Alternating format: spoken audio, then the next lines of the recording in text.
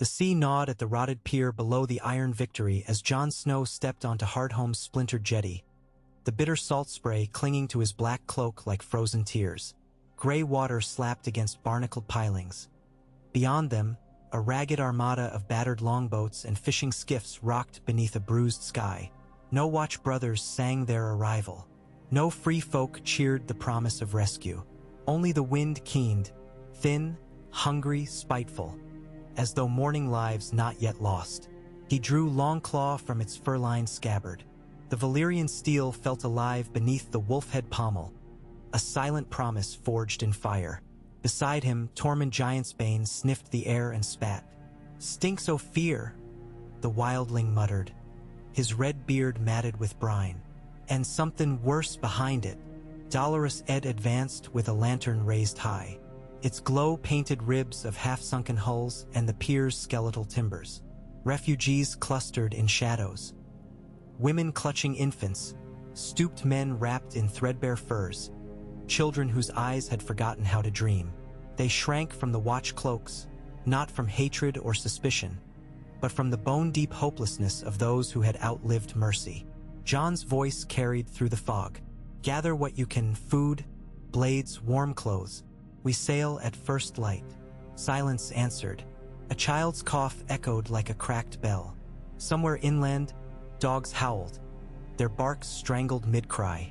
Tormund rocked on his heels, knuckles whitening around the haft of his axe. "Wolves?" Ed wondered aloud. "Not wolves," Tormund said.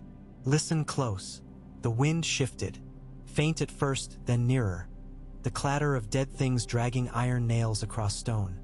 A wet shuffling like frost-stiff leather, the brittle chime of icicles in motion.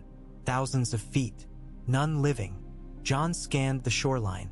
Firelight flared atop a distant cliff. Beacons the free folk once used to guide whale hunters. Now cold blue, not warm orange. A warning none could heed. "Inside the palisade," he ordered. "Move!" They herded the refugees toward the rickety gates just as the first rank of whites breached the treeline.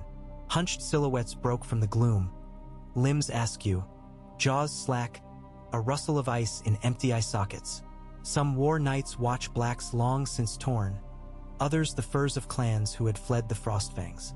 All were bound to the same silent conductor. Jon motioned to a white harbor fisherman clutching a wood axe. "Guard the eastern gap. Light every bundle of pitch you see." The man swallowed, nodded, and disappeared into the throng. Thunder cracked overhead. Snow spiraled sideways in a sudden gale, flakes spinning like a swarm of albino moths. Torches dipped and flared. The long night pressed against every creaking plank of Hardhome, demanding entry. Steel rang. Tormund's axe split a skull already caved in by frostbite, sending shards of frozen brain into the air like shattered quartz. Ed's lantern crashed to the boards, flame exploding in a blossom of orange that licked at advancing corpses. Scent of burning flesh mingled with pine tar. Jon fought as if every breath was borrowed. Longclaw sliced through rotted flesh and blackened sinew, each cut singing with secrets older than the wall. Yet for every corpse that fell, 3 more climbed over it, eyes blazing sapphire. A horn sounded, 2 blasts, watchmen returning. Jon wheeled toward the shoreline. Through swirling snow, he glimpsed one wading into the surf, flinging whites from his shoulders like rag dolls. But it wasn't the giant that stole Jon's breath. It was the Night King. He stood upon an icebound crest above the village, robes rippling in an unseen wind, crown of jagged ice gleaming under clouded moon. Around him, pale lieutenants waited like statues carved from glaciers, their crystalline blades humming with cold power. In the dark vault of the sky, phantom ravens circled, shadows without cause. Jon's pulse hammered. Across the distance their eyes met. A stillness enveloped him, muffling screams, steel, fire. In that frozen hush, Jon felt the shape of his own heartbeat slow. The Night King raised one hand. Snow flurried inwards as though inhaled by a great lung. The dead surged, boards splintered, refugees wailed. Yet Jon felt drawn not backward with the fleeing masses, but forward, toward the silent monarch whose face was carved from winter's first breath. Tormund shouted something lost to roaring wind as Jon broke into a run, Longclaw leaving comet trails of blue flame where it cut the air. He vaulted a toppled cart, ducked a swinging cudgel from a skeletal lumberman, leapt over the smoldering remains of a hut. Each stride narrowed the distance between wolf and ice. The air grew colder, every exhale crystallizing mid-breath. Frost spread over the hilt of Longclaw, creeping across leather gloves to gnaw at his skin. Near the foot of the cliff he slowed, legs heavy, heart muffled behind walls of ice. The Night King descended a stairway wrought from solid frost, each step flowering beneath his feet. Jon raised his sword. The Valyrian steel caught moonlight and spat it back silver. "You'll have no more of them," he rasped, voice fogging. "Not while I breathe." The Night King paused, tilting his head like an owl considering prey. Then he stepped forward. No blade drawn, only that lifted palm. Jon lunged, blade arcing for the icy crown. The Night King's fingers closed around Longclaw's edge. Frost spidered across the runes. Steel screamed like a living thing. Jon pushed, muscle straining, but the blade froze fast in a mortal grasp. With his free hand, the Night King touched Jon's chest, two fingers cool as deep-sea stone against his heart. A shock of bitter light surged through Jon's veins. Memories shattered. Winterfell's courtyard bathed in summer sun. Arya's laugh, the warmth of Ygritte's skin beside a cave's hot spring. All wrenched away, sucked into a void colder than absence. Snowflakes halted in midair, suspended like dust motes in blue glass. Time itself seemed to kneel. Jon tried to scream, but ice filled his lungs. His heartbeat slowed, until it ceased altogether, replaced by a steady, distant drum that answered to the Night King. When the world resumed its spin, Jon stood motionless, Longclaw dangling from fingertips now pale as bleached bone. Sapphire lit his eyes. Frost webbed his beard. Yet something flickered behind the frost glass of his pupils. A coal smothered but not extinct. The Night King released the sword. Steel fell, point ringing against rock. He turned toward the village and with a gesture swept one arm skyward. From every alley, every shattered window, the dead rose anew. Those slain twice already surged a third time, their joints cracking like drying wood. Children clawed up from drifts. Mothers slumped forward in unison, all eyes luminous blue. Jon watched as though from behind a wall of frozen mist, thoughts echoing slow and distant. You must fight. You must fight. But his will was shackled, each command staggered by the Night King's cold decree. Yet the Night King did not order him away. Instead he beckoned, inviting Jon to stand by his side, lieutenant and trophy in one. When Jon obeyed, snowshift whispers traveled the length of the battlefield. The living saw the black cloak beside the blue flame and despaired. Tormund's roar cut through mournful wind. "Snow! Fight it! Damn you!"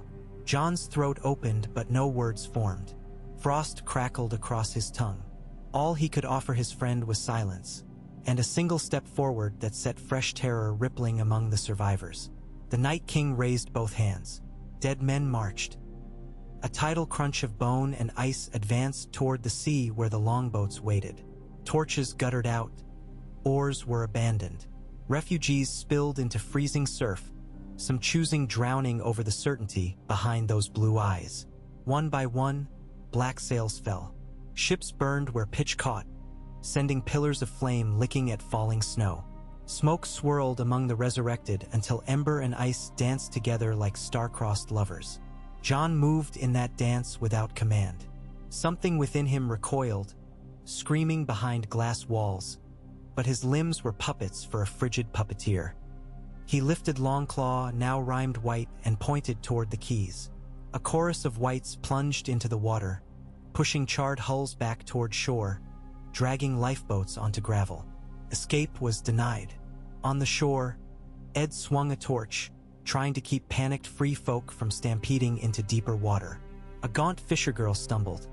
Jon's former brother caught her by the arm. Their eyes met. Ed's wide with horror, Jon's drowned in sapphire. For an instant, even the torch seemed to dim. Jon's sword rose. It stopped, trembling mid-arc. The Night King turned his head, curiosity, if he could feel such a thing, creasing the frozen mask. Jon's arm shook like a sapling in winter gale. Shards of frost chipped away from his glove as inner heat warred against the cold absolute. A voice, weak as a dying candle, whispered from beneath the ice. "Run." Jon's hand twisted, diverting the blade's path by a finger's breadth. Longclaw cleaved only air. The fisher girl scrambled free, Ed dragging her toward a burning boathouse that blazed like a lighthouse of last hopes. The Night King's palm closed around Jon's wrist, steadying it. Cold surged anew. Resistance ebbed. The whisper faded, buried beneath fresh layers of frost. From cliffs far above, horns brayed, deep, brazen notes rolling over the bay. Jon's gaze snapped upward. Giant silhouettes bulked against the fire-slick sky. Mammoths harnessed to sledges of raw timber, giants hauling iron-bound boulders. Farther still, ravens blackened the horizon, disturbed from roosts they held for centuries. The land itself seemed to move, sliding toward Hardhome like a glacier given sudden breath. But the Night King had all the breath he required. He tapped the butt of his spear against stone. Ice cracked, raced, reshaped the slope into a stairway descending to the boats. The newly risen whites assembled with dire efficiency, loading petrified refugees onto rafts of frozen seawater that formed beneath their feet. Jon followed the silent procession. Each step felt heavier, the tether between his former self and this new existence fraying strand by strand. Memories leaked from him in silver ribbons. Robb's grin as they practiced with wooden swords, Maester Luwin's patient counsel, the first time Ghost howled at a harvest moon. The Night King consumed them as easily as the dead consumed warmth. Yet one ember remained. The crypts of Winterfell, names whispered by stone, promises kept beneath the earth. Jon clutched at that ember, wrapping it in tattered vows. Night gathers, and now my watch begins. But vows forged in breath and blood wither beneath endless winter. He boarded a raft rime thick as iron. Whites crowded around, some recognized fragments of who they'd been. A then with half a jaw, a watch brother missing one eye. All bowed their heads toward Jon, acknowledging a general birthed in mid-battle. He stared back, knowing their obedience was not loyalty but the Night King's reflection in their hollow cores.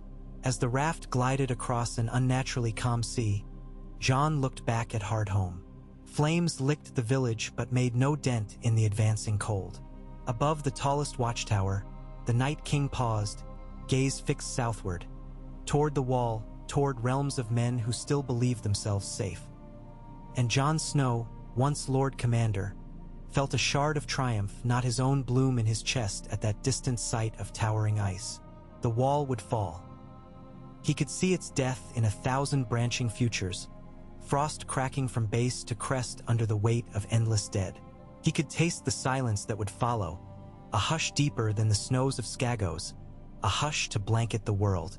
Yet deep beneath hijacked veins, another taste lingered: warm bread in Winterfell's kitchen, ale shared by a fire, the strange comfort of Sam's laughter after midnight watch. Small things, living things. The Night King never spoke, yet Jon felt the question resonate between them. "Do you mourn?" An image surfaced unbidden. Ygritte dying in his arms, her copper hair mingling with blood on melting snow. He had mourned then, howled, prayed, begged. The Night King offered a world without such pain. In ice, nothing could be lost because nothing was ever truly held. Absence became the only possession. The logic of that cold comfort seeped into Jon like briny undertow. Still, he did not answer. The raft touched shore beneath the cliff of raw ice where the Night King had first appeared. Whites marched inland, carving a path through spruce groves to where an ancient glacier yawned open, a mouth of blue crystal teeth. Within that cavern waited beasts of legend, ice spiders tall as hounds, skeletal bears exhaling vaporous frost, spectral wolves whose pelts shimmered like starlight caught in hoarfrost. They bowed to the king reborn in ice. Jon's new heartbeat, slow, resonant, unnatural, matched the glacier's pulse. Each throb echoed through the cavern, vibrating icicles into delicate chimes. For a moment he felt himself the axis of an empire cold and eternal. Yet still that ember smoldered. Ghost. The name drifted through his mind like wood smoke. Where was the direwolf now? Traveling the forest near the wall, waiting for a master who would never return. A snarl rose in Jon's throat, half-formed, self-silenced. The Night King's eyes flicked sideways, as though tasting the secret of that ember. Jon stiffened, gripping Longclaw tighter. Without warning, the Night King extended a palm and pressed it to the cavern floor. Ice cracked, parted. From its depths rose a blade of purest obsidian, dragon glass glimmering dark as void. He offered it to Jon. Longclaw was Valyrian steel, bane of White Walkers. The Night King would see it used no more. Jon accepted the dragonglass sword, feeling his old blade slide from frozen fingers to clatter at his feet. Valyrian steel, forged in dragonfire, lay abandoned in a tomb of ice, a symbol buried with the man who'd wielded it. He lifted the new weapon. Shadows rippled inside its glassy depths as though imprisoning the last flickers of dying stars. It suited him in ways Longclaw never had. He swung once, twice, cutting empty air. The cavern echoed the cold music of that swing, shards of ice tinkling in approval. Behind him, the Night King stepped closer. A hand, frigid, commanding, came to rest upon Jon's shoulder. Images flooded Jon's mind. The wall shattering, King's Landing drowned in pale mist, a throne of black ice rising from Red Keep ruins. And seated upon that throne, was it the Night King? Or some shared visage, half Jon, half Frost? Jon staggered. Blood, thick, sluggish, throbbed in ears that felt suddenly too small for rising pressure. He fell to one knee. The Night King's fingers tightened. The vision steadied. The throne remained. A voice like ice sliding across steel whispered not in words but in inevitable certainty. Take your place. He might have surrendered then, had not a memory burst forth with the ferocity of wildfire. Lyanna Stark's statue in Winterfell's crypts, petals of winter rose scattered at its feet, Ned's voice promising a truth withheld for love. That secret, whatever it was, belonged to Jon alone, and secrets were the heritage of the living. The ember flared. Frost crawled back an inch from his irises, revealing dark gray beneath. Pain stabbed through him, real, hot, blessed. The Night King's grip tightened, warding off rebellion. Ice raced back, quenching the spark. Yet Jon had felt warmth again. Even in suppression, memory of it could not be extinguished. He rose, bowing his head. Blue reclaimed his gaze. But inside, the ember remained. A dagger lodged too near the heart to remove without killing. Night gathered outside the cavern. Aurora half-lights spread across the sky, white, blue, corpse green, wreathing the army as it assembled. Giants beat drums carved from mammoth bone, their rhythms slow and seismic. Banners of flayed skins froze solid in mid-flutter. Jon stood at the Night King's right hand, dragonglass sword gleaming with a hunger all its own. He did not shiver. Cold was now his cloak, his breath, his blood. Yet in that fortress of silence, he whispered words only he could hear. The wall is high, but so is honor. Fire dies, but embers smolder. The Night King turned toward him, perhaps sensing tremor beneath granite obedience. Eyes of endless winter fixed upon eyes where winter raged, but did not reign unchallenged. For a heartbeat, master and thrall stared into reflections of destinies neither fully comprehended. Then, as if dismissing the matter, the Night King walked forward. Jon followed. The army moved, a glacier on the march, grinding bone and time beneath inexorable weight. Southward they set their course, to the very edge of the world of men. To the wall, to breach, to conquer, to quiet forever the beating hearts that dared defy the cold. From the cliffs behind, a lone howl split the night, ghost, white against white, sentinel sorrowing beneath the moon. The sound pierced even the Night King's hush. Jon's step faltered. The ember flared, and somewhere, far from icebound command, A wolf's love leapt across impossible distance to bite at the fetters of frost. The Night King glanced back once, as though amused by the echo of wild devotion. He raised a hand. Clouds thickened, swallowing the moon, drowning the stars. Ghosts' howl faded beneath rolling thunder that was not thunder, but the drum of dead things surging toward dawn. And Jon Snow, twice lost and yet not wholly claimed, marched at the head of the storm, carrying within the frozen vault of his heart a single ember against an endless night. Snow scudded across the haunted forest in rippling sheets, glazing every pine needle in crystal armor. Branches cracked under the weight, sounding like distant musket fire. The Night King's host moved through that storm without leaving prints, as if the wind itself carried them. Jon Snow marched at the vanguard beside the icy monarch, footsteps measured to the silent drum of a heart that beat too slowly to be mortal yet too urgently to be dead. Behind them trundled a mangled menagerie, giants bound in chains of frost-bitten sinew, white bears whose translucent hides shimmered like moonlit vellum, a line of mammoth skeletons draped in frozen hides, tusks carved into battering rams. Each creature radiated a cold so pure it conjured mirages. Frost flowers unfurling midair before sublimating in a wink, ghosts of ice lingering where breath should have been.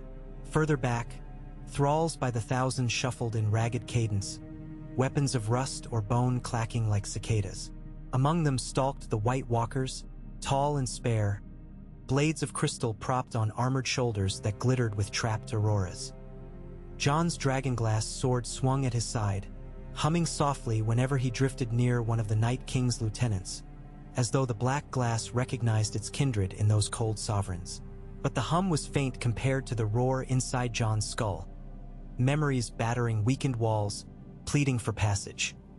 He saw Samwell Tarly grinning over a hearth, cheeks bright from ale. He heard Maester Aemon's quavering lullaby of history inside the dim library. He tasted the copper tang of his own blood in the yard at Winterfell the first time Robb bested him. Each memory slipped its leash, bounding forward, only to slam against the ice within his chest, rebound, and fade to gray. The wolf's ember still glowed there, but every mile south squeezed it in a fist of BLI. Zard glass. They reached the Milkwater before dawn 3 nights later. By rights the river should have frozen thick enough for a man to walk without cracking its surface, but the current foamed black, angry beneath a crust of slush. The dead did not balk. Bridges birthed themselves beneath their feet, slabs of frost knitting from bank to bank. Jon stepped onto that sudden span and felt the river's chill reach for him like a lover. Where the Night King's foot fell, water hissed, imprisoned in ice stub before surrendering to stillness. Halfway across, a howl braided through the wind. Ghost. The direwolf's call sliced Jon sharper than any blade, memory and sense braided in that sound. Ghost was near, somewhere on the far bank, pacing the tree line, refusing the command of fear. Jon's knees faltered. He gripped the dragonglass pommel so hard frost cracked along the haft. The Night King halted, sapphire eyes cut sideways, gauging the crack in his instrument. He raised an arm as though conducting unseen strings. The undead ranks parted. A White Walker advanced bearing a spear of rhymed crystal. Dangling from the tip by its nape was a motionless white form. A direwolf pup? No. Ghost's pelt ghostlier than ever, glazed stiff with rime, eyes closed but not yet blue. Jon lurched. The White Walker thrust the spear forward, offering the Night King his prize. A single touch to the wolf's brow would claim the beast. Then Jon would be unmoored from his last anchor, the ember quenched in animal devotion. Jon's breath hitched, a cloud curling from lips that should have been too cold to exhale. He reached without thinking. The spear haft felt like burning nitrogen. Skin fused instantly, yet the pain carved a channel of heat through the chest ice. For an instant his eyes flickered gray, the ember blazing up. "Live," he mouthed. Whether to Ghost or himself he could not say. His free hand slashed the spear shaft. Dragonglass parted vitrified wood with a brittle shriek. Ghost tumbled free, hitting the ice bridge with a thud. The wolf scrambled upright, hackles rising in a ridge of white flame. The Night King's gaze bored into Jon. No fury, no surprise, only a blank ledger noting debit against credit. He extended one pale finger toward Ghost. Ice spidered from the digit, racing like a plague across the bridge. Jon stepped between. The frost leapt up his boots but halted at his shins, uncertain. If the Night King willed it, he could freeze Jon solid in a blink. Yet he paused, studying his lieutenant as if weighing metallurgy of a suspect blade. Jon knelt slowly, scooping Ghost into his arms. The direwolf trembled, half frozen, whines rasping through cracked lips. Jon pressed the animal to his chest. A faint warmth pulsed outward, ember sharing itself. When he rose, eyes were blue once more, but in their depths glimmered starlight hinting at dawn. The Night King inclined his head, a chess master acknowledging unexpected defense of a doomed square. Without another gesture he turned, cloak snapping like a banner of night. The procession resumed. Jon carried Ghost, cradling the wolf against armor of ice, each heartbeat an act of treason. Dawn on the seventh day found Castle Black battered by a storm the gods themselves seemed to hurl. Snow whipped horizontal, cloaking the wall in shifting curtains. Dolorous Ed peered down from the cage winch tower, hands numb on the lever. He'd prayed to every half-remembered god that the wall would stand another winter. Now, staring into white oblivion, he reckoned even new gods might have packed up and gone south. Tormund Giantsbane stamped beside him, broad shoulders hunched like a bear's. Frost braided his beard to the links of Ed's mail. "You're certain you saw him?" Ed asked. "That I did," Tormund growled. Snow was marching with the Grey Ones, eyes blue as summer sky, alive yet dead, or dead yet alive. Either way, bad for the living. Ed's sigh misted. Jon Bloody Snow. Only man could get himself killed, resurrected, knighted by winter, then come batter on our bleeding gates as a corpse. "He ain't corpse," Tormund muttered, gaze distant. Something left inside. Saw it in the way he stepped. A wolf walks crooked when its soul still fights the chain. Ed shrugged miserably. "Suppose that's good news. Means we get to kill him twice more, for he rests." Below, the courtyard buzzed with grim industry. Barrels of lamp oil rolled to parapets, braziers stoked until metal roared red, munitions of obsidian arrowheads counted with shaking hands. The small folk refugees Tormund had herded from Hardhome, what pitiful remnants survived, huddled in the old mule stables, sharing bowls of oat gruel gone gray. Every so often a shriek cut the air. Another poor soul waking to nightmares carved by memory. Atop the wall, Ser Alistair Thorne surveyed the forest with a spyglass. He lowered it, jaw tight. Nothing yet, but Giantsbane swears they'll strike Eastwatch first, slide along the coast, then swing west. "I've sent ravens." Ed rubbed his temples. "Ravens? Let's hope they can fly through ice thicker than old Bowen Marsh's skull." Tormund spat into snow. "Ravens won't save you. Fire will. And courage. And maybe the Red Woman's tricks." "She left for the South Road moons ago," Ed said. "Haven't seen her since Stannis burned." Tormund snorted ink-dark phlegm.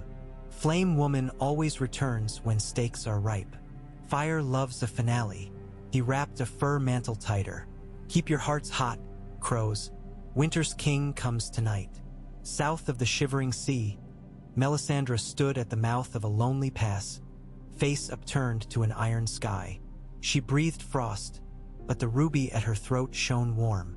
In the coals of her mind blazed a vision. Black wolf bearing white flame, blue eyes weeping red tears, a sword of night turned against its own night. She had seen Lawloress champion fall at Hardhome, but she had also seen another path, one where the ember became bonfire, devouring winter from within. She gathered her scarlet cloak and turned north. Hoofbeats carried her toward the gift, toward the wall, toward a destiny she had once mistook in shadows quivering atop a sun of Baratheon.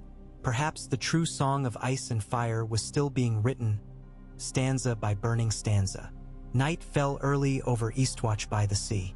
Wind off the shivering sea punched salt into ramparts, plastering men's beards white with brine-rimed snow. Amid those gales, a sentry spotted torches, blue torches, flickering miles offshore. He blinked, rubbed frost from lashes. No longboats bobbed beneath them. The flames floated, suspended above water. A horn sounded once, riders approaching, twice hostile. On the third blast, the castle exploded into motion. Gates barred, archers lined crenels, siege ballistae swiveled seaward. Obsidian bolts, thick as a man's wrist, were levered onto tracks. From the battlements, Cotter Pike squinted through a narrowed gaze. Shape after shape resolved. Wights walking upon a mirror-flat roadway of ice that advanced even as he watched, growing outward from the surf like a tongue of glacier. Behind the vanguard rose giants, and striding within spear-tip of the host, a figure Cotter first mistook for a priest of winter until he recognized the cloak, the crow-black of the watch, tattered yet unmistakable. "Seven save us," Pike breathed. "It's the bastard." A hush rippled along the wall. Some men stumbled back, prayers turning to bile. Others spat curses. Betrayal by one they'd bled beside was wound upon wound. Yet none could lift bow or spear. Shock froze them as surely as any wizardry. Jon raised his dragonglass sword. The weapon's surface devoured torchlight, drinking it like a starved god. At the gesture, the Night King halted the army's foot. Only the White Walkers and their giant escorts ventured closer, silent wheels of war easing into range of Eastwatch's scorpions. Pike swallowed grit. He motioned to the engineer. Loose, twanging steel bucked. The first obsidian bolt screamed across open air and shattered against an invisible wall, disintegrating in a burst of black sparkle. A ripple of blue light faded where it struck, like moonshine disturbed by a thrown stone. The Night King lowered his hand, having parried the missile without stirring a cloak fold. Jon moved beneath the parapet. He stared upward, perhaps at Pike, perhaps at memory lodged in stone. Ghost padded by his side, hackles bristling, eyes not yet blue but filmed with frost. The wolf growled low. Jon laid one gloved hand atop its skull, calming or commanding. Pike could not discern. Wind shifted. A plume of clouds parted, revealing the moon full and fat above the sea. In that silver glare, Jon spoke, lips moving soundlessly to those on the wall. None could hear, but all felt chills as if his tongue articulated doom. Then he raised the sword once more and brought its tip to the ice roadway. Blue fire blossomed, crawling outward in branching veins. With a thunderclap, the sea itself heaved, birthing a rising platform of ice that crashed against Eastwatch's sea gate. The impact rattled stones laid by Brandon the Builder, 5,000 years tested. Mortar dust snowed into the courtyard. Wights poured up the ice causeway, battering at reinforced oak. Giants slung boulders harvested from coastal scree, each flaming where pitch had been slathered atop. Walls groaned under concussion. Archers fired. Obsidian found targets. White mist replaced heads. But for each felled corpse, a dozen advanced. Jon watched impassive, ghost light swirling in pupils. The Night King stepped to his side, raised a hand toward the ramparts. Ice crystallized up the inner faces of Eastwatch's towers, seeking crevices. Stones split with cannon-shot cracks. Men toppled as battlements sheared away like crust torn from bread. Cotter Pike gripped the rope ladder. "Retreat!" he bellowed. "To the wall. Pull the bridge. Burn the stairs. Bring every last barrel of oil." Chaos erupted. Yet as men scrambled, Jon's gaze tracked a single figure, a stripling ranger racing along the wall walk bearing a satchel of obsidian vials. Slim, springy. Could have been any lad fresh-pledged, but Jon's heart stalled when memory attached a name: Ollie. The boy struck flint to pitch, hurled a blazing bottle that shattered on a White Walker's chest. Blue flames engulfed the creature, its armor crackling. It screeched, a sound like steam screaming through copper, and fell. Victory, bright and tiny, winked in that noise. Something cracked in Jon's icy armor. Bride? Affection? Hard to tell. The fracture echoed inside, spreading hairline threads toward the ember. He inhaled. Lungs burned, not with frost, but with want. The Night King turned toward him. No words, but meaning thundered, "Hold." Jon froze. muscles locked, the fracture sealed, leaving only a ghostly ache behind. The Night King raised his spear and hurled it. It streaked overhead, a comet of condensed winter. Pike dived. The spear punched through the tower drum behind, exploding into rime that spidered down stone like frostbite on flesh. The tower began to sag. Jon's gaze followed its collapse, face blank. Yet deep beneath, the ember flared brighter than ever. Hours later, Eastwatch lay silent save for the pop of cooling rubble. A breach gaped where the sea gate had been. Shards of timber jutted like broken teeth. Corpses, some still twitching in after death, littered ice-choked water. The Night King's army filed through ruins into the tunnel beneath the wall, blue flames lighting damp stone. But the tunnel's central arch had collapsed, choked with rubble and oil-slick fire. Cotter Pike's men had brought down sealing lentils at the last moment, sealing the passage in tomb of shattered granite. The Night King surveyed the blockage. A gesture summoned giants bearing curved tusk blades. They hacked at stone, clearing path pebble by pebble. Jon lingered at the waterline, ghost by his knee, staring up at the wall's white enormity. Snow cascaded off its lip in glittering veils. Somewhere atop that rampart perhaps Tormund watched, or Dolorous Ed, hearts pounding like trapped hares. Did they feel him, brother still, foe now? Jon dug fingers into Ghost's ruff. The wolf leaned, exhaled a gust of ice fog. Behind them, a soft crack sounded. Jon spun, sword half-drawn. A young girl rose from wreckage, hair matted to a gash on her brow. She staggered forward, holding a knife of carved bone. Face smudged but fierce. "You took my mother," she hissed through chattering teeth. "You won't take me." Jon's blade halted mid-arc. The girl's eyes, green flecked with gold, were shape of spring buds. He knew that shade, had glimpsed it in some long-forgotten stable at Winterfell when he fed a newborn foal sugar. Life untrampled, fragile yet stubborn. His muscles trembled, arguing loyalties. The Night Kings will press down, a glacier grinding descent to powder. But the ember fumed, sparks jumping to nerves. Jon lowered his sword. He reached up, tugged at his own cloak clasp, the black wool still stitched with grizzled direwolf head. He swung it around the girl's shoulders. Her jaw fell. Around them, whites shuffled nose blind to scent of heartbeat. Jon closed her fingers on the cloak hem, then pointed toward a breach in collapsed pier pilings, narrow enough to wriggle through. He pressed one gloved finger to his lips. The gesture felt foreign now, breath steaming iron. The girl stared, suspicion warring with raw survival. At last she nodded, scurrying toward the splintered wood, vanishing. Jon exhaled. A storm roared in his skull. Triumph mingled with terror. He had disobeyed. The Night King would know. Already ice creaked through veins, tightening like manacles. He straightened as the monarch approached from the tunnel mouth. Frost coiled around the Night King's pauldrons in lazy tendrils. He glanced at Jon, then at the gap where the girl had been. One eyebrow, if he had eyebrows, might have twitched. He extended a hand. Jon offered his sword in both palms like penitent novice. The Night King closed fingers not around the blade but around Jon's wrist, squeezing. Pain shot up the arm, cold so intense it scorched. Cracks raced along leather, skin, bone, until veins glittered azure. Jon gritted teeth. He would not cry out. Could not. A fresh layer of frost plated his forearm. The Night King released him. Punishment delivered, yet nothing more. He turned back toward the tunnel, where giants had unveiled enough of a passage to let skeleton mammoths snake inside. Jon flexed fingers. They moved sluggishly but obeyed. Within their ache, the ember burned brighter still, shielded now by the very ice meant to crush it, heat hidden behind cold walls.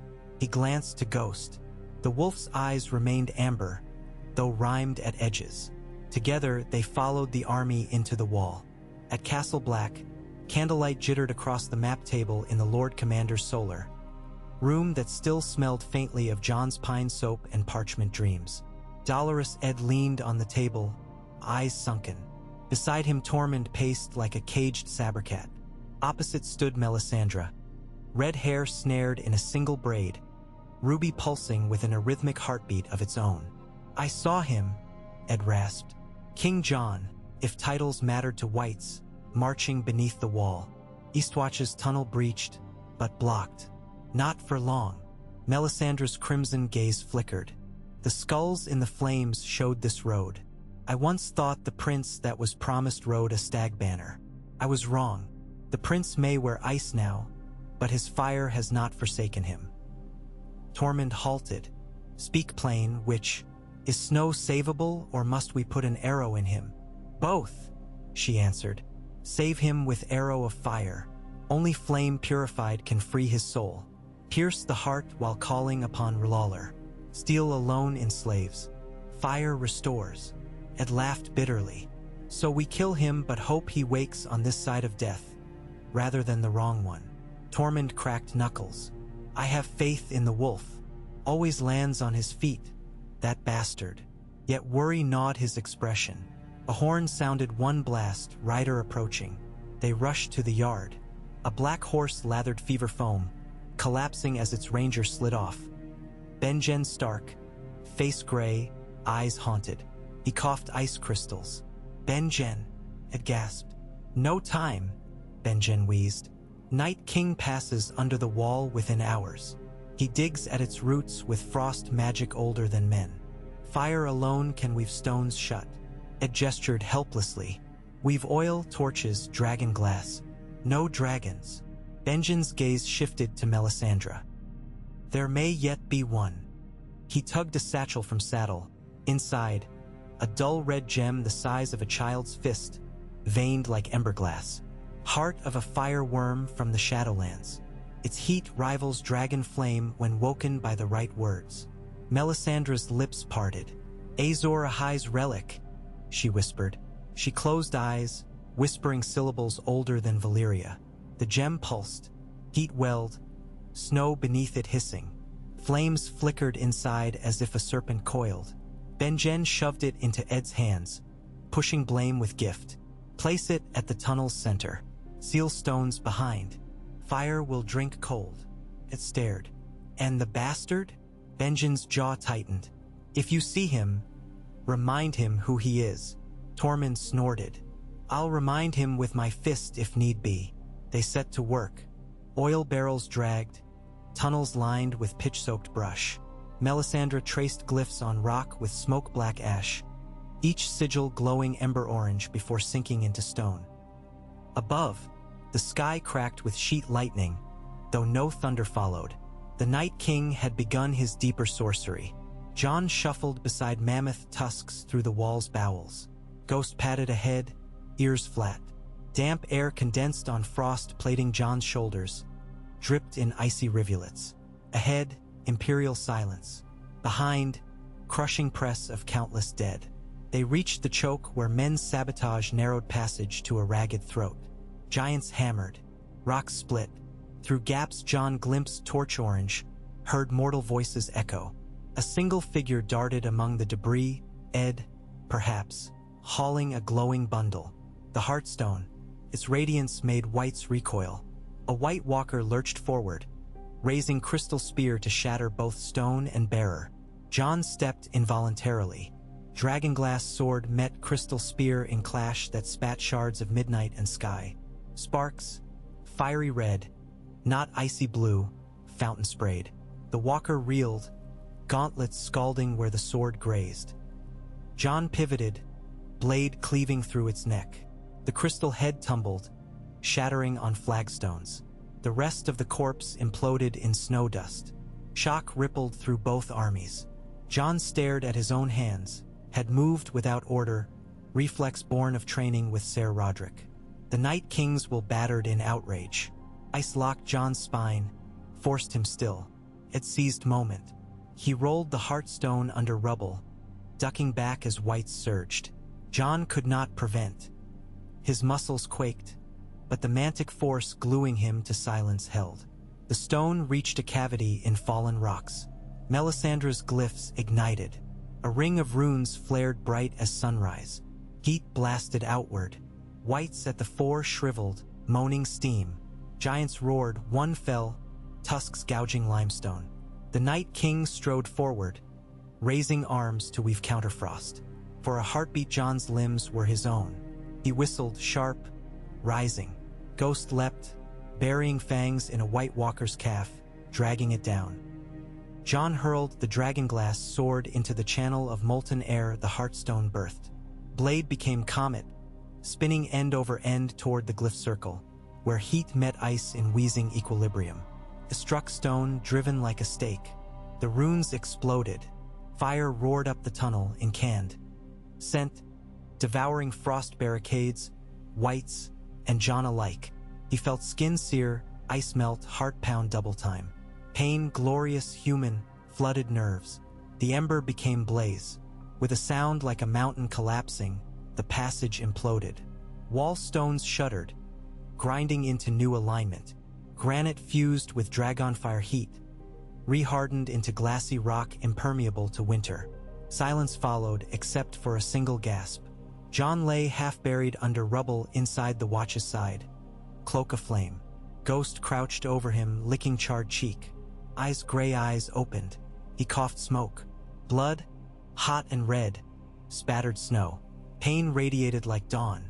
He lived, and he was himself. Boots crunched. Ed, covered in soot, knelt. Jon? 7 hells. You look worse than when we stabbed you. Jon managed a cracked smile. Felt better then. Tormund loomed, yanking rubble away with bare paws. New frost couldn't keep you. Come, brother. They hauled Jon to feet. Behind the sealed breach, faint thudding told of giants still pounding, but stone held. For now, Jon swayed. The Night King has shrugged. Locked out and livid, I wager. Might try Eastwatch's catacombs, but we've more surprises ready. Wall ain't fallen yet. Jon pressed hand to chest. Burn wounds throbbed, but each beat felt honest, unclad in frost. He glanced to Ghost. The wolf's amber eyes gleamed, free of rhyme. Jon stroked his flank. Thank you. Tormund clapped Jon's unburned shoulder. Fight's far from done, Crow, but we got our damned fool back. Let's warm you with ale before winter steals you again. They turned toward Castle Black's inner gate. Above, the false dawn bled rose gold through cloud rifts, teasing horizon. Jon paused, looking once more at sealed tunnel. On the other side, the Night King's wrath brewed like a storm-denied harbor. He felt it, distant thunder in his bones. The war between ice and ember had only begun. But for the first time since Hardhome, Jon believed the fire might prevail. He limped forward, wolf at heel, brothers flanking. A man returned from death twice over, carrying in scorched hands the fragile promise of morning. Ghost's paws pattered across fresh, trampled snow, leaving prints that steamed faintly where scattered cinders still glowed. Jon leaned on the direwolf's flank, the ache of raw burns radiating through the linen bandages Melisandre had wrapped around his chest and arms. They crossed Castle Black's empty courtyard, lanterns guttering in the wind, ash swirling like a silent blizzard within a louder one. In the open doorway of the armory, Gilly crouched over 2 shivering babes, pressing them toward the forge's banked coals. She looked up, fear a permanent shade in her eyes, and for an instant Jon glimpsed every life about to hang on the thread of his next decision. Ed and Tormund guided him into the old meeting hall, the one with the cracked granite table Lord Commander Mormont had favored. Fires roared in iron braziers. Melisandre stood by the hearth, tracing red gleaming sigils in the air with fingertips that glowed as if dipped in sunrise. Benjen Stark lingered beyond her, half shadow, half sorrow, the smell of cold pine clinging to his patched cloak. Jon eased onto a bench. Splinters bit through wool trousers, reminding him he was alive in ways the Night King could never taste. Every movement scraped charred flesh.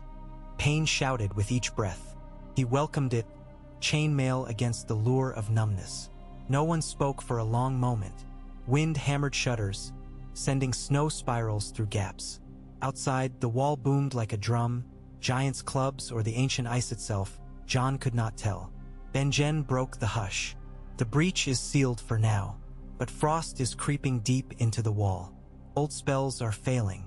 If the Night King keeps feeding ice into its bones, it will shatter. Not today perhaps, but soon. Jon flexed stiff fingers, seeing again the girl he'd spared at Eastwatch and the Night King's silent inquiry as rubble collapsed between them. We need more fire. Wildfire, dragonfire, anything. Benjen's lips twitched. We have neither. He laid a small canvas pouch on the table. Inside, the heartstone pulsed ember red. Except this. The Black Brothers call it Azor's heart. One burst fused half the tunnel into glassy slag. Two more might weld the wall's foundations tight as Valyrian steel. Melisandre's ruby flared in echo. 3 beats remain in the heart. Each summons a fire hot enough to melt stone and burn shadow. But the Night King's power grows with every corpse. If he surrounds the wall on 3 sides, Eastwatch, Castle Black, Shadow Tower, heat alone may not suffice. It produced a cracked grin. What's stronger than a heart that burns like the sun? Melisandre looked to Jon. A heart that burns inside a man, not a stone. Tormund guffawed. Woman's riddles. Speak plain. She did. If Jon is to undo what was done at Hardhome, he must face the Night King beneath an open sky. Fire alone breaks ice, but fire guided by the blood he once shared with winter will unmake him. Jon closed his eyes, felt cold ghost fingers still lurking in marrow. Could he stand again before that gaze? Could he resist a second call to blue? He opened his eyes. I'll do it, whatever it takes. It swore softly. We just got you back. Not back enough, Jon said. Half my bones still remember his command. Until that tether is severed, the wall is nothing but a door he hasn't chosen to open. Benjen nodded. Then we lure him to the Bridge of Skulls. Narrow ground. Night sky above, no cover for his sorcery. Tormund tugged beard icicles. Need bait. Thick, juicy bait. Jon rose, ignoring the hiss of his blisters. He wants me. That's bait enough. Hours later, they rode west atop the wall. Jon on a rangy gray gelding, Benjen and 2 score rangers behind, Melisandre in a crimson cloak that snapped like flame. The sky churned in bruised hues, violet, iron, void. Half-moon bled through rifts in cloud, smearing light over endless white. Below, the haunted forest stretched black and patient. Somewhere beyond those trees, the Night King's host tracked the wall's curve like a storm cell hugging shoreline. Every few miles, pillars of blue torchfire wavered, signaling white companies adjusting march. Once, Jon glimpsed an ice dragon, Viserion's undead husk, circling far off, moonlight pouring through rents in its wings as though through cathedral glass. At Moat End Spire, Benjen halted the column. The Bridge of Skulls jutted ahead, a natural stone arch where a glacier had retreated centuries ago, leaving a gap just wide enough for 6 horses abreast. On its southern side, the wall's builders had carved stairs down to a watch platform. On the northern, broken marble statues, first men kings turned to headless torsos by frost, littered the approach. Legend said a night of slaughter had coated the arch in bones thicker than mortar. Only the strongest winds cleared them year by year. Melisandre descended first, planting torches along the arch's midpoint. Benjen unpacked the heartstone, setting it in a shallow basin carved from a heart tree not hauled from below. Jon dismounted at the northern end, Ghost trotting ahead, ears cocked. The plan was simple, as plans born of desperation often are. Light the heartstone, let its glow pierce the gathering gloom like a blood beacon. The Night King, drawn to reclaim his wayward general, would come, confident. When he stepped onto the bridge, Jon would meet him. Melisandre would speak the words that woke the heart to its last and hottest beat, incinerating all in the crown of flames, ice and flesh alike, a pyre suspended above an abyss. If fire did not consume the Night King, if his cold outlasted heat, then hope died here and the wall next. Tormund had begged to stay, but a band of free folk and crows holding Castle Black could not spare more warriors. Only Benjen remained, half dead himself, held to the living by strange magics. He would loose one arrow, tip wound with cloth soaked in the heart's oil, should the Night King attempt flight. One arrow only, for even spectral flesh may ignite if seeded with sacred fire. Jon postured at the midpoint, single sword, long claw reclaimed, bare and balanced. Melisandre began her low chant, each Valyrian syllable coiling like smoke. The heartstone brightened from ember to sunrise to molten star. Shadows leapt enormous, thrown across arch and forest snow. He waited. Wind fell away, replaced by a hush so deep Jon heard his own pulse throb inside burned skin. Then crunching snow. White walkers emerged between tree columns, spears glistening like frost-pinned lightning. Whites followed, ranks parting around a straight-backed figure in ice-woven robes. The Night King. He paced forward alone, every step etching hoarfrost into the granite. Jon's grip tightened. Heat from the heartstone prickled his cheeks. Frost in his veins recoiled. Two forces battled within, ice yearning for reunion, fire demanding rebellion. He centered his stance. When 15 paces remained, the Night King stopped. His glare swept the heartstone, then Jon, then ghostly torches. Blue light sharpened each flaw in Jon's armor, each unhealed burn. Words formed soundless, you break, you burn, you break, you burn. Jon lifted long claw. Moonlight danced along Valyrian ripples. You'll have no dominion here. The Night King tilted his head. A flare of ice surged from his palm, arcing toward Jon like comet tails. Jon met it with steel. Frost exploded into diamond shards, tinkling off the bridge into the gorge. Beneath, ancient river currents murmured. Melisandre's chant soared. The heartstone roared white gold, pillars of flame whipping skyward.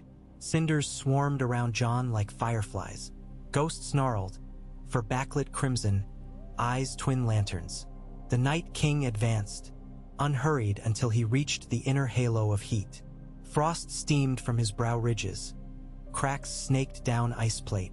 Yet he persisted, forging cold against kiln. Jon stepped to meet him. Their weapons clashed. Longclaw striking an ice-forged sword grown from thin air. Sparks and snow dazzled as each blow canceled the other's element. Jon's muscles knotted. Each parry rattled burns raw. Each lunge dragged scars.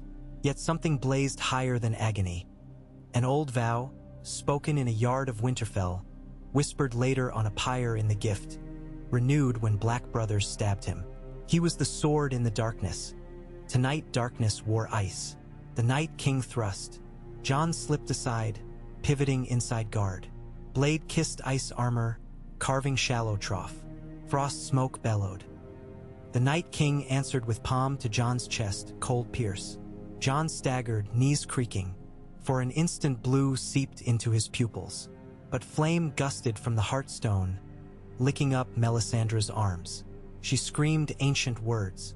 The heart beat. White gold inferno detonated. The bridge became furnace. Granite glowed orange. Statues melted like tallow, faces sliding into molten tears. Fire swallowed Night King and Jon both, twisted into flaming helix by winter gust. Benjen loosed arrow. It streaked into vortex, cloth shuddering into pyrotechnic blossom. The roar drowned every thought. Flame cleared. The Night King stood blackened, ice armor riddled with cracks glowing cerulean. Jon knelt, cloak ablaze, burns fresh-lanced. Longclaw lay molten, Valyrian steel weeping silver tears. Night King raised shattered sword, arm trembling for first time. He swung. Ghost lunged, intercepting. Wolf jaws clamped around wrist of winter. The sword clattered musically. A crack branched up the Night King's arm like breaking glass. Ghost's fur sizzled, frostbitten, but he held until the arm snapped off at elbow. Blue light flared savage. Night King backhanded Ghost with remaining limb. The dire wolf yelped, flung off bridge edge into spinning void. Jon's cry tore from scorched lungs, primal as dragon shriek. And something answered. Sky split, thunder shredded cloud. A silhouette swooped, leathery wings vast, scales obsidian shot with ruby. Drogon? Regal? No. A she-dragon hatched in secret smell of ash and shadow. Dany's fourth child none in Westeros knew. Secazares, the hidden flame of Essos, come on wind of prophecy. Melisandre's eyes reflected dragon fire, ruby luminous in ecstasy. Azor Ahai, the dragon roared, exhaling furnace breath over bridge. Night King raised stump, conjuring wave of cold, but Secazares' flame parted it like dawn through fog. Scales blazed white heat, forging a beam of plasma that enveloped the winter monarch. Ice shattered. The Night King's torso fissured, blue core flickering. He opened charred mouth, silence spilling like vacuum. In that moment, Jon lurched forward, seized broken wrist of ice still held in wolf blood jaws, and plunged jagged stump into the Night King's chest where heart should be. Frost met frostbitten flesh bound to wolf bone. For heartbeat long nothing. Then fissures widened, lightning inside glacier. The Night King convulsed, crown splintering. Light burst from every fracture. With a sound part scream, part wind, part cathedral organ collapsing, he exploded into blizzard of diamond dust. Shockwave whipped flames out. Bridge plunged into darkness save molten rock glow. White walkers below howled. One by one they cracked, blue cores pulsing erratic then snuffing. In forest, whites toppled like cut marionettes. The ice dragon spiraled, croaking once before shattering mid-air into snowfalls of crystal bones. Secazares banked, landed north side, wings folding like city gates. Heat radiated, snow flash vaporizing. Jon collapsed against scorched parapet, shoulders slumped. Ash drifted away on early dawn winds. Benjen emerged, silhouette bent but firm. He knelt, touched Jon's wrist, steady pulse. "It is done," he whispered, though his face carried grief for a world that had forced such fire. Melisandre approached, eyes reflecting sunrise bleeding over horizon. The prince that was promised came not as savior from prophecy, but as man twice lost and found. Light and dark made one torch. Jon's gaze searched void where ghost had fallen. Dread nodded, then movement. Shapes scrambling over broken buttress far below, paw over paw, for patch singed but whole. Ghost hauled himself onto snow shelf, tossed snout skyward in triumphant howl. The sound echoed from melting forest, answered by ravens, by crumbling ice, by heartbeats of men realizing they were still alive. Jon smiled through tears of ash. He raised cracked hand to Secazares. The dragon dipped her head, nuzzling palm with muzzle hot as forge. Flame need not always destroy. Sometimes it thawed the marrow, freed what was frozen. Behind them, the wall stood scarred, smoking, yet unbroken. Dawn spilled rose gold across each weather-worn stone, painting hope where night reigned hours before. Jon breathed deep. Pain remained, but so did pulse and choice. He turned south toward realms of men who would soon learn death could be undone. By fire, by faith, by the stubborn ember of a wolf that refused to freeze. And with first light, crows rose from every tower, wings catching warm drafts for the first time in living memory. Heralds of a new chapter written not in ice nor fire alone, but in balance hammered from both. A chapter just beginning. The dawn crept higher, striping the snow-blind plain in shy pastels that tried, timidly, to paint over the char of battle. Jon moved like glass cooled too quickly, every step hair-cracked with pain, edges catching on unseen snags. Melisandre's salves eased the worst of the burns, but the new skin they coaxed felt thin as mothwing. As he crossed the bridge's southern lip, the heat-shocked granite still radiated warmth beneath his boots. Behind him, the basin where the Heartstone had lain now glowed faintly, crusted in ruby slag. Every time the wind gusted cool across it, a hiss rose like a serpent warning that embers yet survived below. Benjen lingered by the beheaded marble effigies, half in, half out of shadow. He seemed reluctant to tread farther south, as if crossing beneath the cheating sun might unravel whatever borrowed miracle kept him walking among the living. He caught his nephew's gaze with eyes gone amber from reflected light. "The wall will stand," Benjen said, voice pitched low for the empty gulf sprawled beneath the bridge. "But men will ask how." Jon knew the answer mattered little compared to the fact itself. Still, truth owned its own gravity. "Tell them everything," he answered. "Tell them a hidden dragon and a burning heart. Tell them ghosts fought giants of ice. Let them choose what to believe." Benjen bowed his head to that, like a ranger accepting final orders. Sekizares shifted on talons the color of smoke, her wings mantling as she scented promise on the breeze. When the wind carried south, it brought news. Fires on the King's Road, clatter of mobilizing hosts, a stench of forge work where once had been silence. When it blew north again, it tasted of nothing, vacuum left by a vanished army. The paradox made the dragon restless. She swung her head toward Jon, pupils narrowing slits of molten copper, as though demanding new purpose now that the Night King's corpse glittered across the forest like shattered starlight. Tormund stomped onto the bridge from the southern stair, one hand wrapped about a tankard that steamed with spiced ale. "Wineskin spent," he snarled. "Figured you two were fixing to brood each other into graves." He shoved the tankard at Jon. "Heal quicker if you drink." Jon took the vessel. The handle burned pleasantly against blister-soft palms. He swallowed, the brew crawling through him like a caravan of tiny hearths. "Where's Ed?" "Lord Commander of Rubble Count's casks," the wildling said. "Crosby half a keep left and quarter a larder. Morale mended by drafts and curses." He jerked thumb at Sekizares. "That lizard'll drink more'n all of us soon. She's eyeing those casks like pigs." Jon glanced at the dragon's coast-hungry gaze. "She belongs further south. So do we." Tormund snorted. "You bleeding yet from every hole? No? Then I suppose we march." By the third day, word of the Night King's death galloped faster than ravens could flap. At Mole's Town, miners stumbled from their tunnels, blinking at sunlight they half feared was trickery. Then knelt when Jon rode past, Sekizares wheeling overhead like a badge of new-forged heraldry. At Queen's Crown, a flock of wildlings who once hurled dung at Castle Black's battlements flocked to his banner, chanting in tongues older than first men. Snowfire, Icebane, the Wolf of Dawn. Jon accepted neither cheers nor goods pressed into his saddlebags. Each smile they gave felt like weight tied to his ankles. Reminders that victory minted new debts even as it paid old. Near Last Hearth, they found Riki Will, a ragpicker who claimed to have seen blue fire blink out along the shivering sea the night of the bridge. He swore 100 corpses fell slack in his arms mid-loot, eyes frosting white then leaking clear water like thawing rivers. For payment, he asked to stroke the dragon's tail once.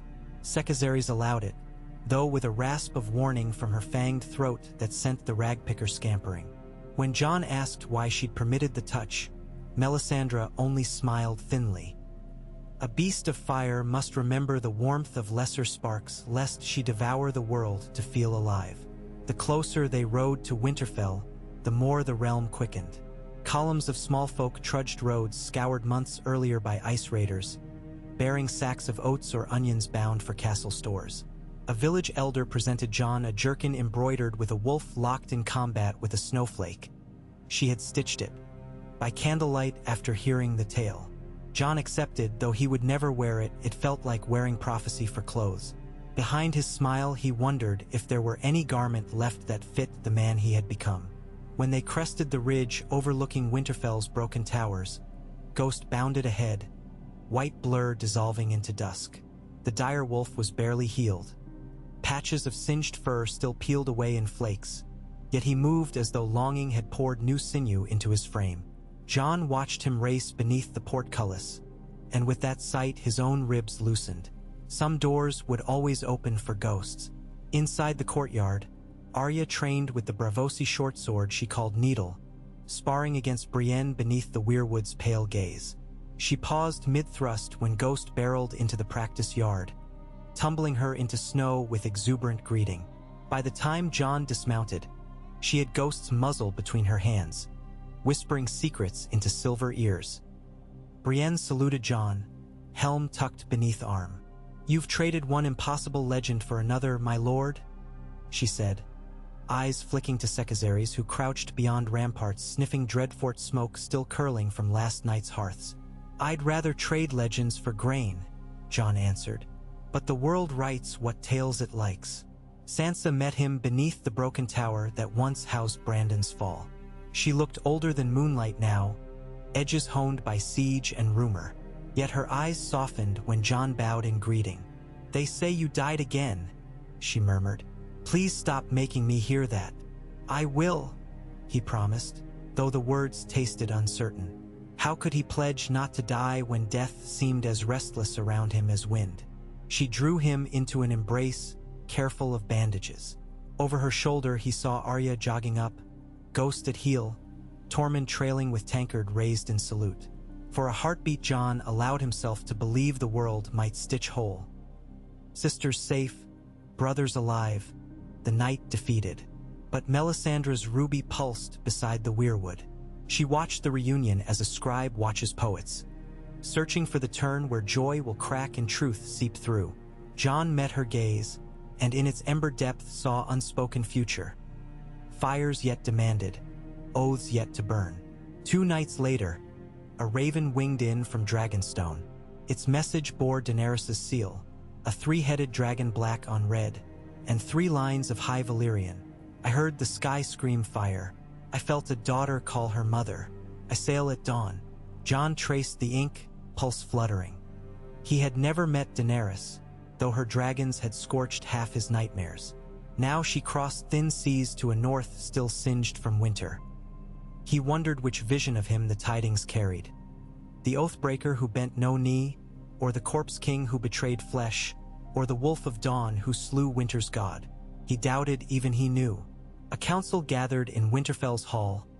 Sansa, Arya, Brienne, Davos freshly ridden from White Harbor, Melisandre, flame casting her silhouette across the table, Tormund representing free folk, Benjen haunting doorways, Jon at the head, posture stiff beneath healing burns. Davos ran rough fingers through gray beard. "Queen sails with ironborn escort. My sources speak of 2 dragons, Regal and the great black Drogon. And perhaps a 3rd. His eyes ticked to Sekazari's roosting outside.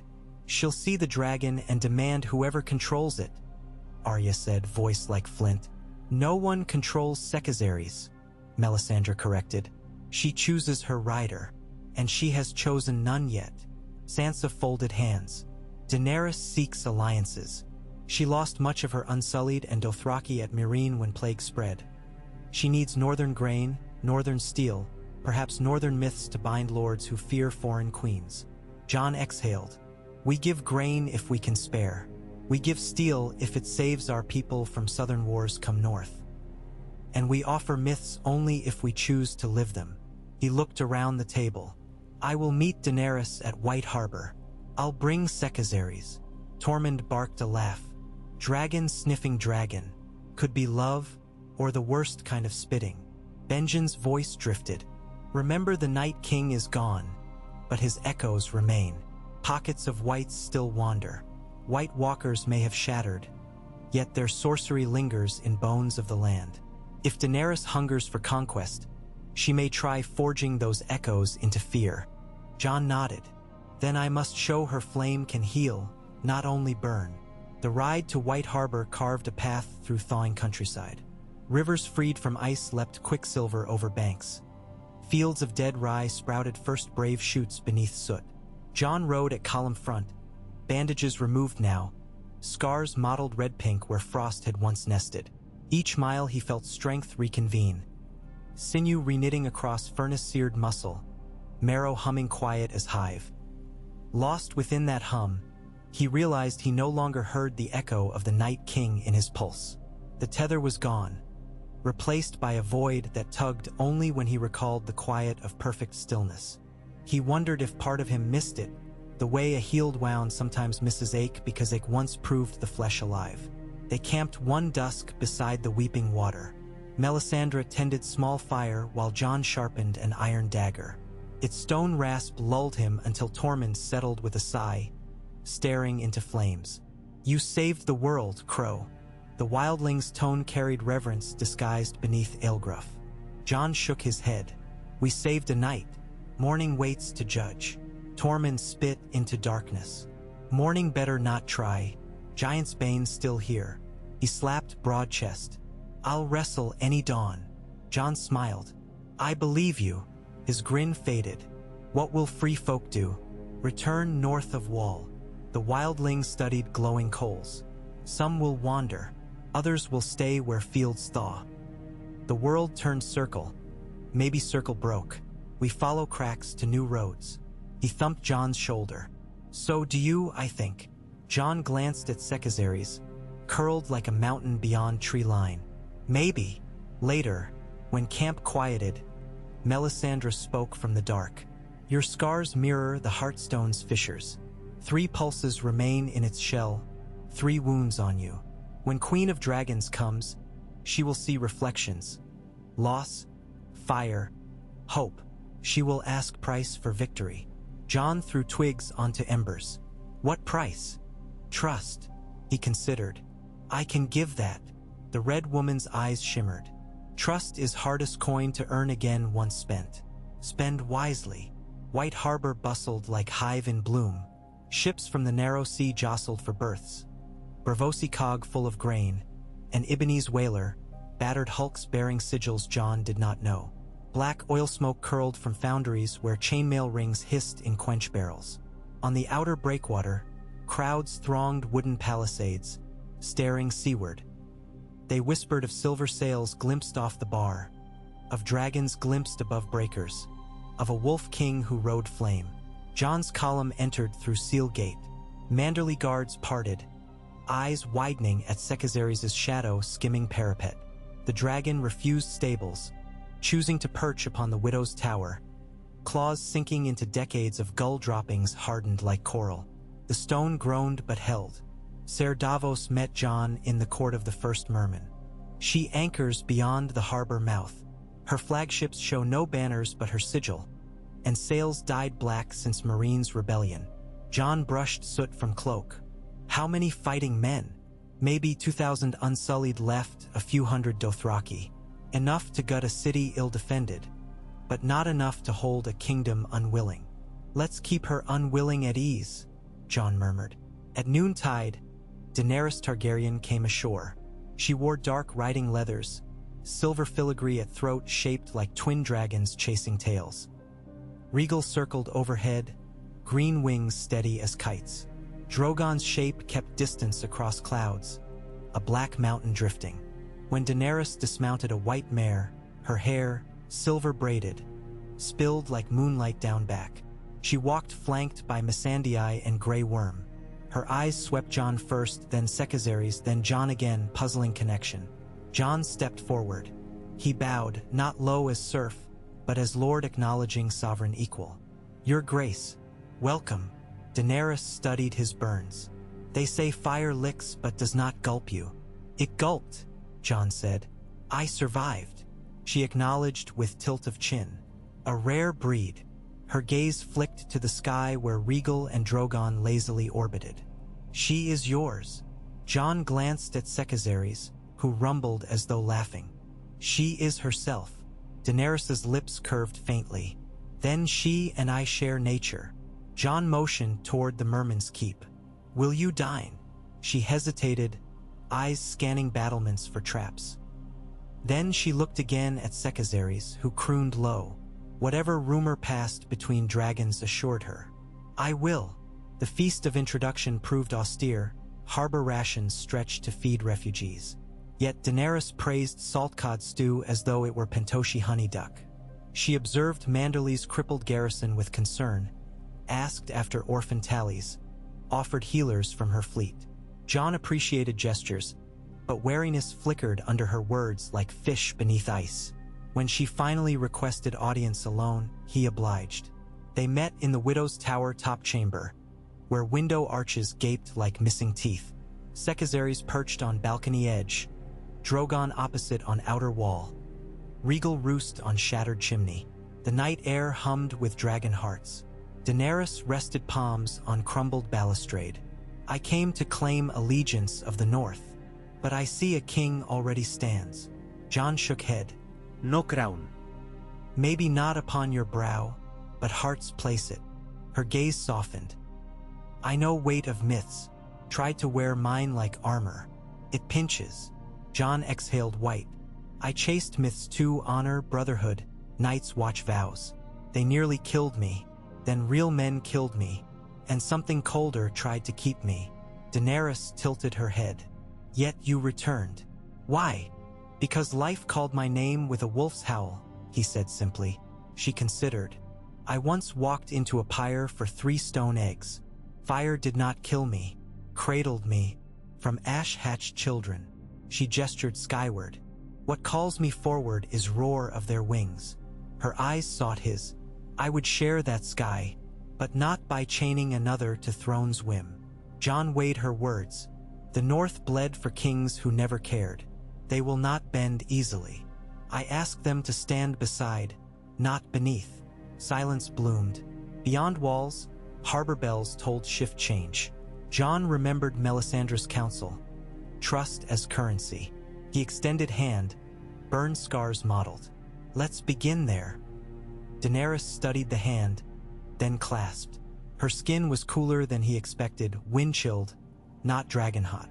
Begin. The dragons trumpeted across starlit water. 3 notes, 1 chord. Sekazary's unfurled wings, spraying loose tiles into the sea. Drogon rumbled approval. Regal answered with playful snap. From the docks, watchers swore the sky rippled gold. Small folk knelt to no banner, only to possibility that dawn might bloom again free of fear. They spoke that night of a pact sealed not by parchment or crown, but by scars and scales. Yet others muttered darker. Houses flinty with old grudges scrawled letters to bannermen. The wolf lies with dragon. Fire will rule grain. In shadowed chambers of House Bolton remnants, daggers were sharpened, knives whispered. Winterfell readied for the council of 2 thrones. Daenerys and cadre rode north, followed by dragons who cast eclipses on watchers below. At Queen's Crown, free folk mingled with unsullied, swapping tales through sign and grin. Grey Worm hunched by campfire as Tormund recounted how giants crushed whites with mammoth femurs. The unsullied commander listened stone-faced until a corner of his mouth twitched upward. One morning, Arya approached Grey Worm with wooden practice daggers. Hours later they sparred fluid forms, a dance blending Braavosi water steps and Astapori discipline. Nearby, Missandei taught Gilly's boy to count in High Valyrian. The child taught her crude knights watch oaths in return. Across the sprawling camp, cultures braided, but not all threads interwove. Lords of the Bar Rolands arrived bristling, banners limp but swords bright. They demanded audience with Jon alone. Suspicion coiled around loyalty like ivy. Jon received them in Winterfell's partially rebuilt hall, Daenerys visibly present across the table. Lord Dustin spoke first. We fought Southron wars once, lost fathers, lost sons. Now a new queen arrives with foreign tongue and beasts. Shall we kneel again? Jon's response was measured. You shall stand, beside men who bled to fell the Night King, beside dragons that burned ice to save your kin. Choose kneeling only if your legs refuse a future. Daenerys added quietly, I seek no hostage hearts, only room to breathe. Most left unconvinced but contemplative. Some left furious. That night, an arrow feathered black as pitch struck Sekazary's flank during a moonlit patrol. The shaft glanced scale but drew thin line of blood glowing gold in moon's wash. The dragon shrieked, spiraling over ramparts. Jon raced from his chambers, sable cloak streaming, heart thundering louder than bowstring memory. He reached the Godswood where Sekazary's had landed, wing curling protectively over wound. He knelt, murmuring in tongues he did not know he knew until dragons trembling eased. Melisandre examined blood, whispering charms. Arrow tipped with ice runes, she said. Whoever forged sought colder gods. Jon's eyes hardened. We root them out. Investigation uncovered Bolton sigils on Fletching, smuggled by a servant bribed with promise of scot-free flight south. The servant hanged at dawn on Broken Tower. The act soothed few.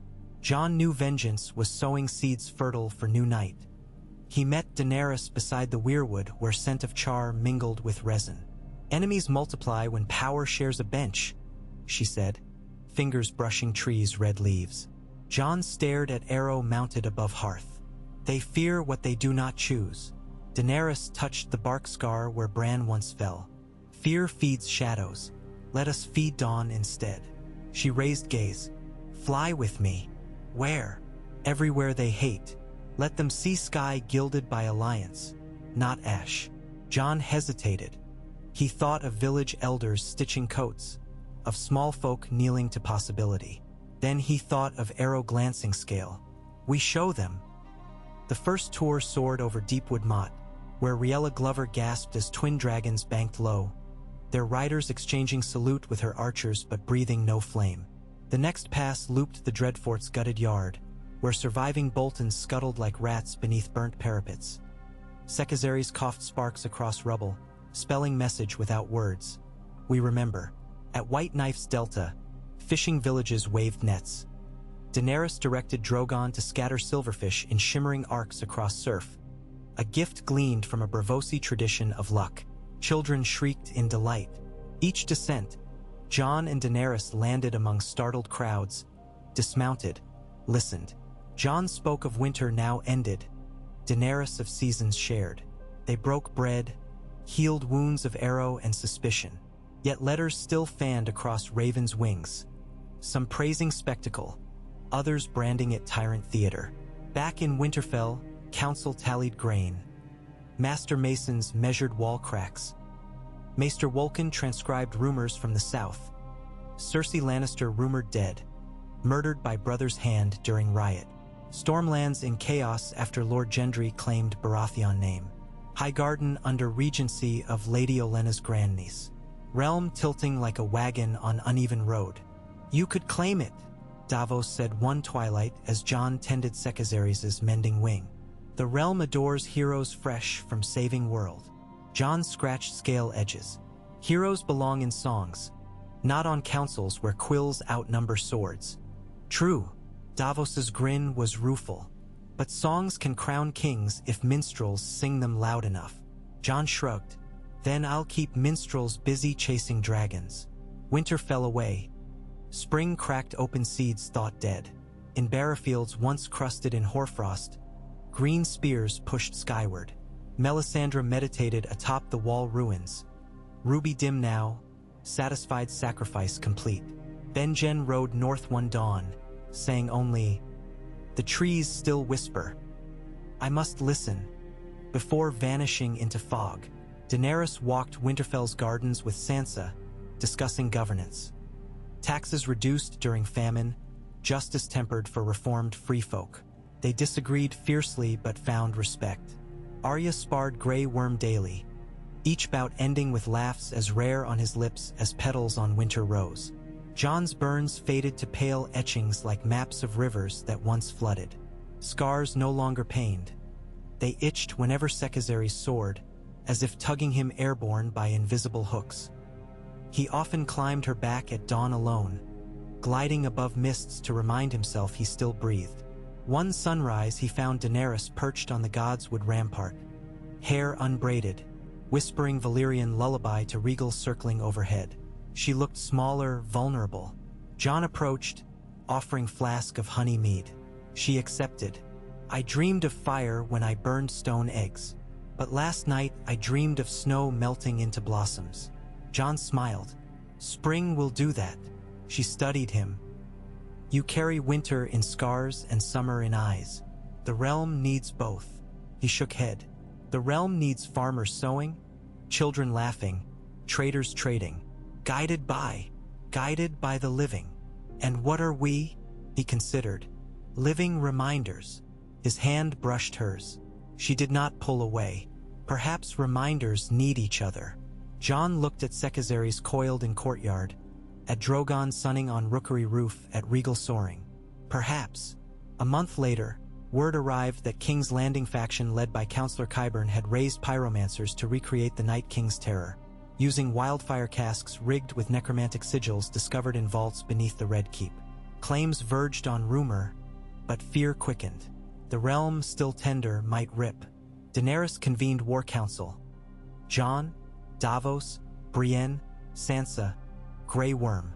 We cannot let southern tyrants replace northern night, she said. Jon listened, remembering blue fires along the shivering sea. Then we go south together. Show them fire that answers to life, not death. Sansa's voice cut calm. And leave north leaderless? Grain stores half full, walls cracked. We cannot abandon. Brienne nodded. A queen marching dragons may ignite flame of rebellion rather than quell. Jon's mind drifted to ghost hush of perfect stillness, to tether broken. Then send emissary, not army. Show we choose counsel over conquest. Daenerys considered. Who? Jon raised brow. The man who's died enough to fear no shadow. Davos coughed. If you volunteer for every suicide ride, lad, you'll run out of resurrections. Jon smiled faintly. Perhaps I borrowed too many. Daenerys placed hand on his. We go together. He met her gaze.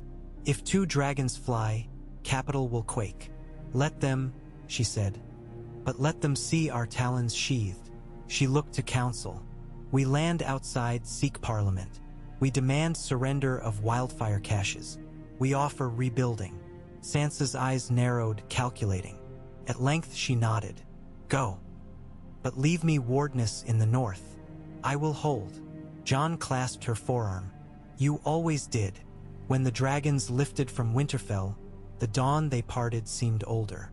Wind carried scent of thawed earth and distant lavender. Small folk looked up less in fear, more in wonder. Some children waved carved wooden dragons. Sekizaries led Sky Sea. Alam Drogon at left wing, Regal at right. Jon flew with Daenerys, saddles lashed by dwarven chain gifted by Tyrion's letters of apology for past wars. Grey Worm commanded unsullied marching by sea route. Tormund took free folk to watch the wall, though he grumbled he'd rather wrestle lions in Red Keep. As towers dwindled behind, Jon felt hearts tug northward. Ghosts, sisters, promises. Yet ahead lay souls equally tethered. Men who'd burn world to own ashes. He tightened grip on saddle, leaned into Sekizaries' pumping rhythm. The horizon warmed. Mid-journey, they landed at Moat Cailin where marsh steam rose like ghost fingers. Missandei negotiated safe passage with Ironborn garrison. Theon, newly crowned lord of the Iron Islands after Euron's fleet shattered against sea dragons' teeth, met them, knees trembling at dragons overhead. He pledged alliance, haunted by guilt that shaped his voice jagged. Jon clasped his shoulder. Your path still unwritten. Theon wept quietly after they departed. Brothers say. Farther south they soared above twins. Frey flags fluttered sullen. Bannermen huddled. Daenerys instructed Drogon to bank gentle, shadowing towers but lighting no flame. A silent treaty etched in stored terror. On the King's Road they overtook refugees marching north. Mothers hauling infants, old men on crutches, fleeing rumors of Qyburn's chemical wraiths. Jon dismounted, walked among them, offering casks of Manderley water. He listened stories of green wildfire phantoms glimpsed stalking Flea Bottom, of children disappearing into black wagons. Some tales reeked of hysteria, others chilled him. He promised they'd wilt such flames with truer fire. Approaching Blackwater Rush, smoke-smeared sky. Sekizaries screeched, wings tilting downward. From vantage, Jon saw charred hulks half-submerged along river. Barges rigged with crude sigils, casks burst, banks stained lurid emerald. Bodies floated, faces melted. Daenerys' breath hitched. He's begun testing. Jon's pulse hammered. We end it tonight. They camped on hill above Kingswood. The city glimmered charmed amber beyond river. Red Keep spires redder in sunset. But along narrow streets, unnatural green wisps flickered. Daenerys gathered captains. At dawn we present terms. If refused, we destroy caches, topple Qyburn's regime, but spare small folk. Grey Worm accepted with stoicism. Jon stood quiet, hearing inside his skull the old fracture, winter hush stirring. It whispered, fire for fire will birth more ash. He stepped forward. No dawn. Tonight I fly alone. Daenerys' eyes flared. Alone? Sekizares can melt caches without lighting wildfire. Her breath is white-hot. It consumes. Grey Worm objected. Scouts say pyromancers set traps, sigils to detonate on heat. Jon nodded. I know frost better than Qyburn. Dragon fire guided in ice sheath will quench before ignite. Daenerys frowned. You would wrap flame in cold? How? Let me show, he said. They climbed a ridge where night breezes cut. Jon closed eyes, summoned memory of Night King's touch, frost-crawling veins. He let pain of that memory pool in palms, fists tightening until air chilled. Vapor spiraled around his fingers. He opened eyes glowing faint icy silver. Sekizares lowered her muzzle. He laid hands along throat-scale ridge. White mist gathered, condensing on ridges until frost glazed edges. The dragon rumbled, startled yet eager. Jon turned to Daenerys. Half of me learned the cold. Now let it serve heat. Fear and awe warred in her gaze.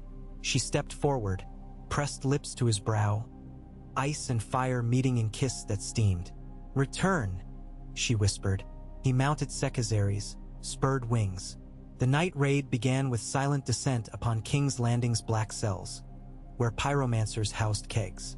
Sekizares exhaled a cone of sapphire-rimmed flame, blue core ringed by frosted whirl.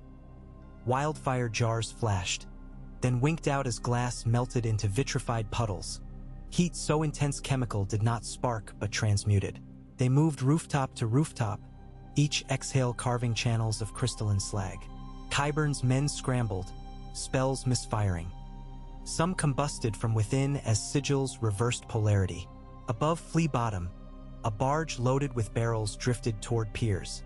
Jon guided Sekizares to hover. He dropped onto deck, carving runes in frost along wood, then signaled dragon to flame. Fire met rune, blossomed into vacuum that swallowed flames. Barrels sagged inert. He leapt back, barge drifting dark. At the Red Keep, Qyburn awaited on crenellations, pale robe whipped by wind. He raised rod tipped with wildfire gem, chanting. Jon landed facing him. Longclaw returned to hip courtesy of Winterfell smiths. Qyburn sneered.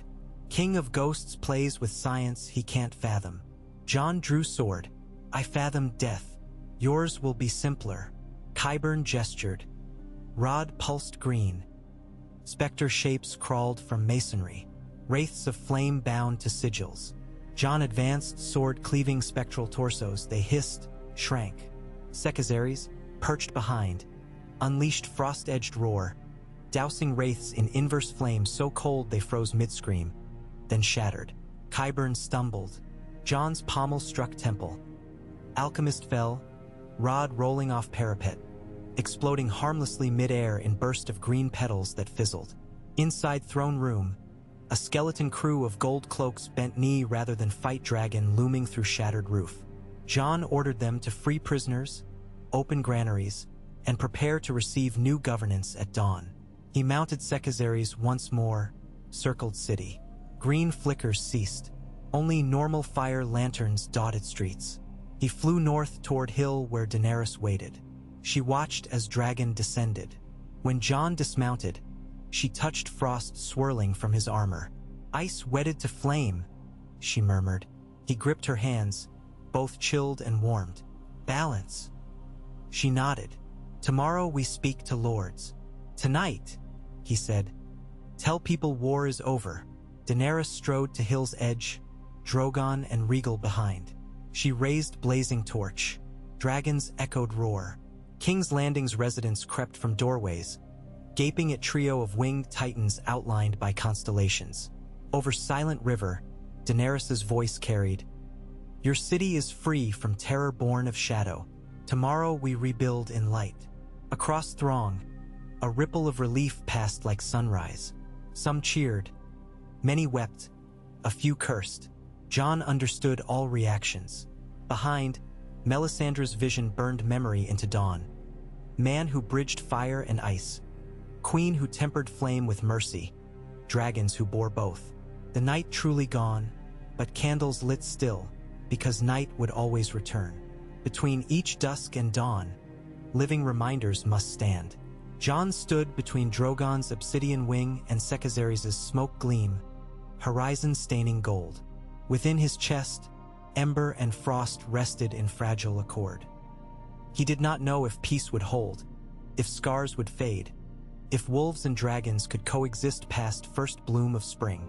But as first light kissed capital walls, he believed enough to guard seedling hope, and that, for men who'd walked death and winter, was miracle worthy of song. One they would sing with breath as long as breaths remained, shaping future not in prophecy's chains but by choices born of living hearts, half-scarred, wholly human, stubborn against the dark.